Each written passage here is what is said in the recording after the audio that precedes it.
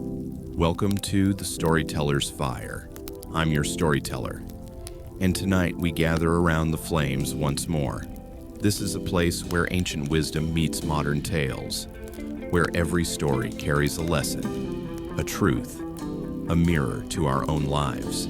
So find a comfortable place, take a deep breath, and let this story speak to your soul. She became mom and wife until her real name disappeared forever. There was once a woman named Amara. She lived in a quiet suburban neighborhood where all the houses looked the same. White fences, green lawns, neat driveways. Perfect. Too perfect. Amara was 42 years old. She had a husband named Richard, 2 teenage children, Daniel and Grace, and a job as an accountant at a mid-sized firm downtown. Every morning, her alarm rang at 6 a.m. sharp. Beep, beep, beep. She would wake up, turn it off, and begin her routine. Shower, dress, make breakfast, pack lunches, wake the kids, drive them to school, drive to work, work, work, work, pick up the kids, make dinner, help with homework, clean, sleep, repeat. Every single day for 20 years. She couldn't remember the last time she did something for herself. The last time she laughed until her stomach hurt. The last time she felt alive. Her husband barely looked at her anymore. He came home, ate dinner in silence, and disappeared into his office.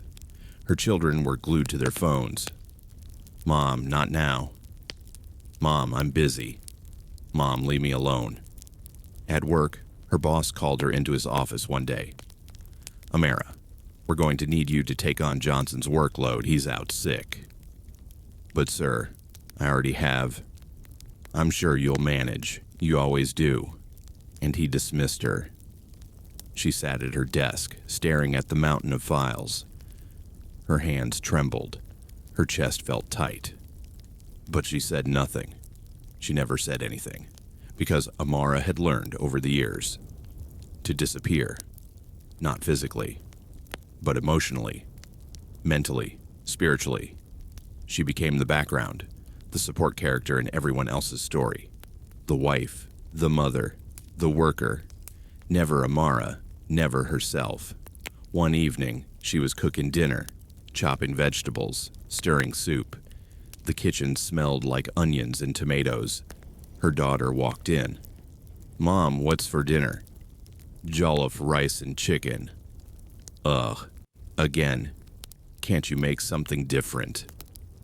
Amara's hand froze mid-stir. Something inside her cracked. Just a little. What would you like instead? She asked quietly. I don't know. Just not this. Grace walked away, texting on her phone.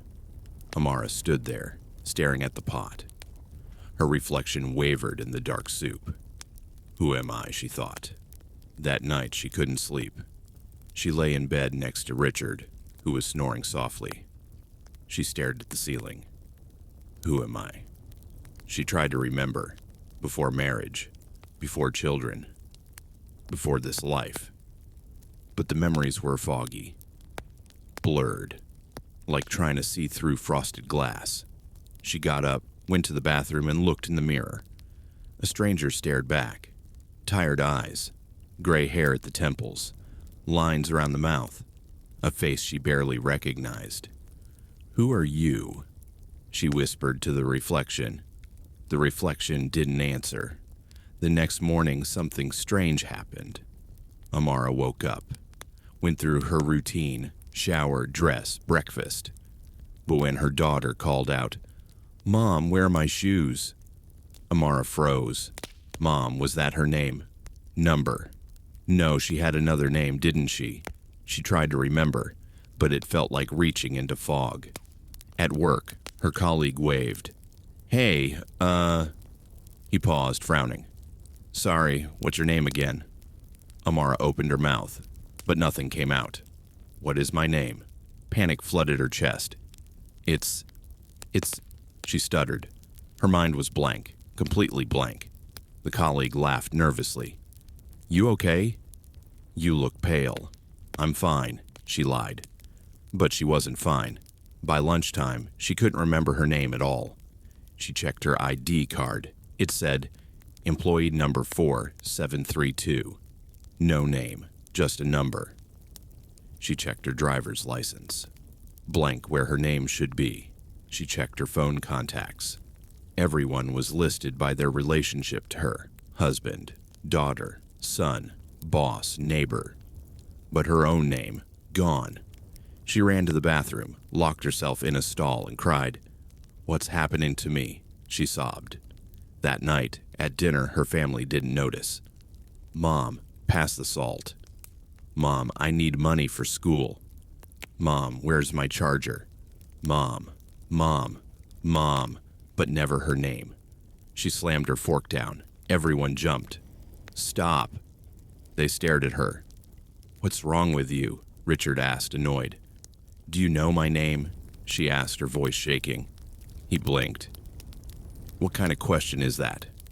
Just answer me. What is my name?"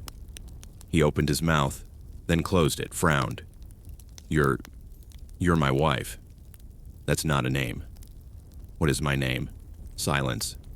Daniel looked at Grace. Grace looked at their father. Richard looked confused.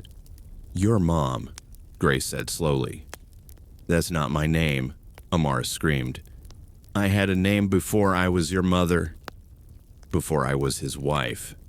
I had a name, but none of them could remember it. And neither could she." Amara ran out of the house. She ran down the street, tears streaming.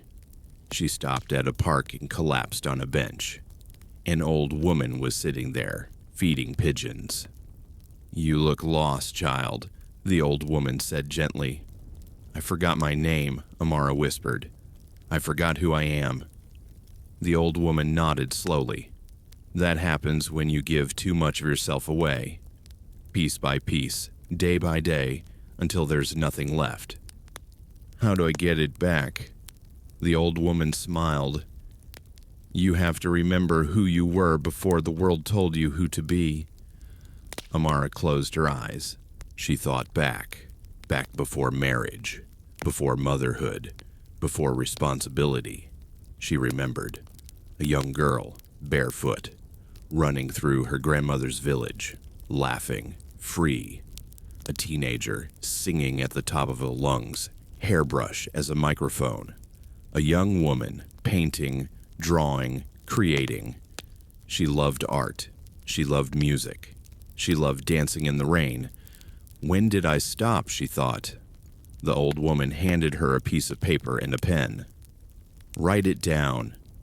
All the things you gave up. All the dreams you buried." Amara's hand trembled, but she wrote. "I wanted to be an artist. I loved to sing. I wanted to travel the world. I wanted to write stories. I wanted to feel free." Tears fell onto the paper, smudging the ink. "Now," the old woman said, "what is your name?"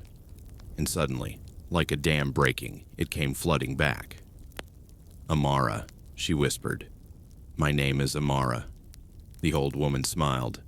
"Then go. Be Amara again." Amara went home, but this time she didn't walk in as mom or wife. She walked in as Amara. She sat her family down. "I need to tell you something," she said firmly. "My name is Amara.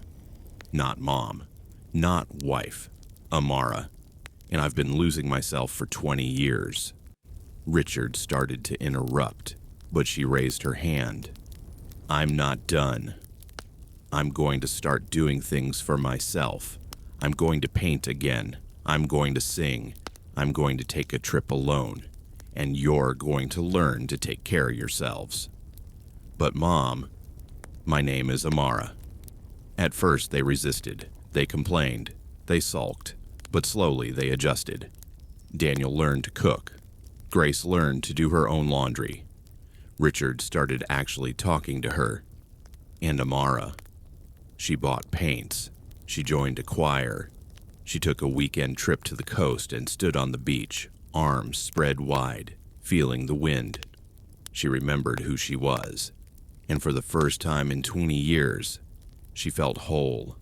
Moral lesson: never lose yourself in serving others. You cannot pour from an empty cup.